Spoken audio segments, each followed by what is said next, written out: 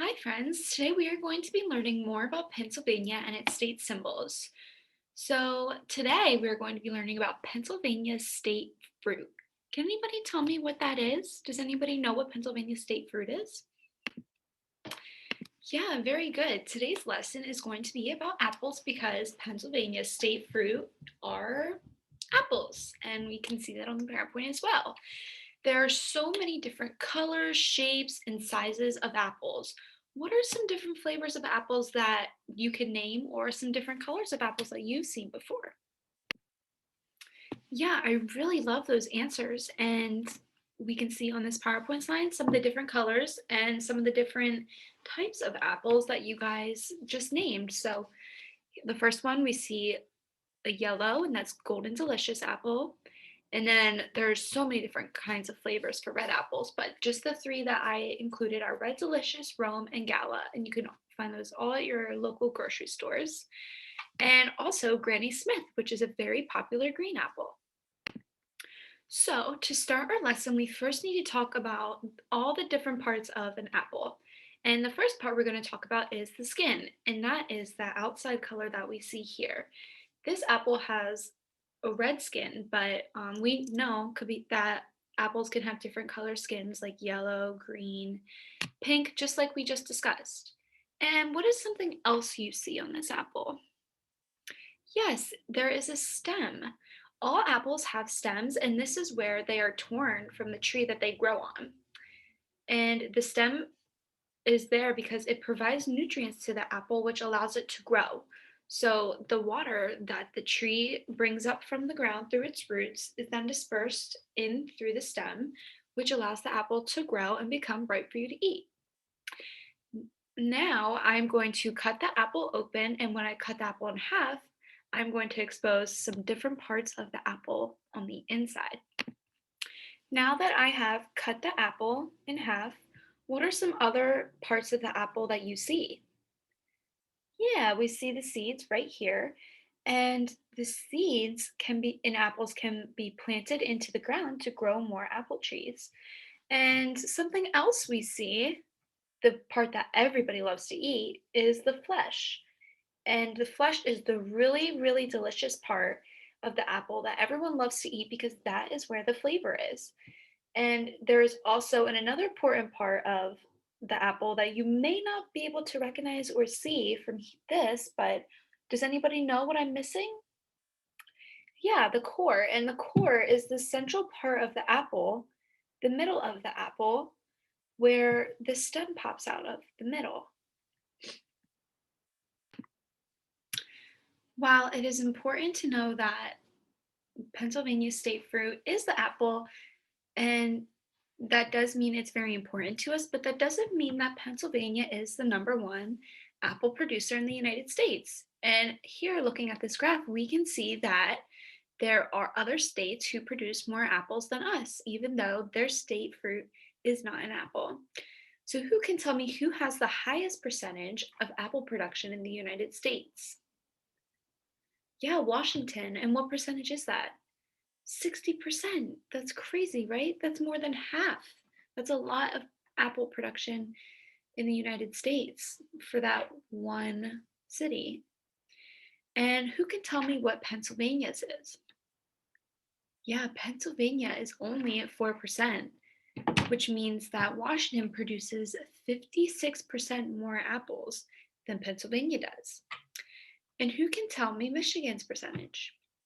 Yes, they're at 8%, which is just a little above ours. And what about California? Good, 13%. And then our last one is New York at 15%.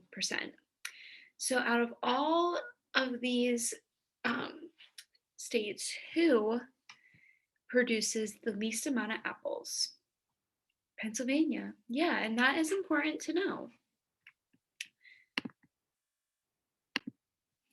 So today we are going to be conducting an experiment, and we are going to be looking at certain kinds of apples.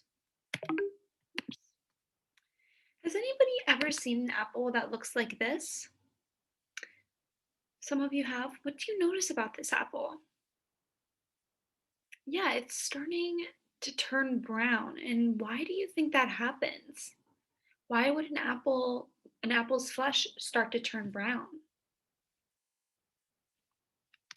Yes, those are all really good guesses. And actually, I've let my apple sit out long enough now that my apple that I cut just a few minutes ago has already started to turn brown. Can you guys turn and talk and tell me why you guys think that is? Thank you guys all for sharing. Those were all great answers. And now I'm going to teach you why an apple turns brown. So, when you cut an apple in half or something happens to the apple, it is called damaging. And I damaged this apple earlier by cutting it in half with a knife. So when the flesh of the apple, remember the flesh is the part that holds the flavor, it's the part in the middle that people eat. When the flesh of the apple comes into contact with oxygen, a reaction occurs called oxidation. And oxidation is when the enzymes in the apple react with the oxygen in the air. And you can't see the enzymes, but they are in the flesh of the apple. So when the enzymes and the oxygen that we breathe in react, it causes a reaction called oxidation. And this is just the apple trying to protect itself by producing something called melanin, which is the color brown you see. So it doesn't just because you see a brown apple like this, it doesn't necessarily mean that it is bad. It's just the way that the apple is trying to protect itself.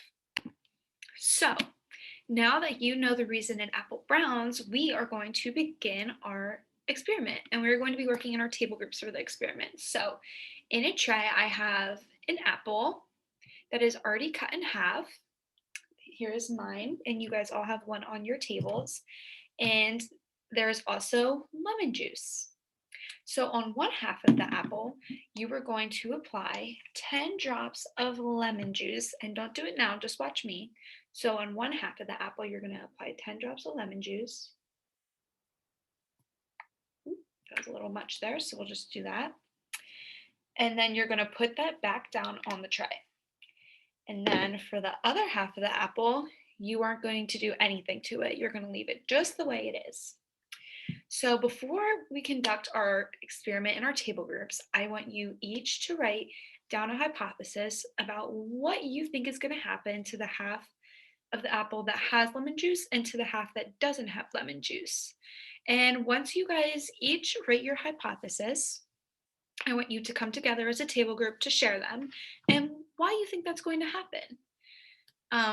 Make sure when you were writing these, you state a very clear reasoning. I think so. For example, I think that the half of the apple that has lemon juice is going to brown faster because it has a liquid on it. And I'm not saying that's right, I'm just giving you an example. And as you can see, I stated a very clear reasoning as to why I think that would happen to that apple because I put lemon juice on it. So once you write your hypothesis, just share them in your table groups. And then when you are done, you can begin your experiment.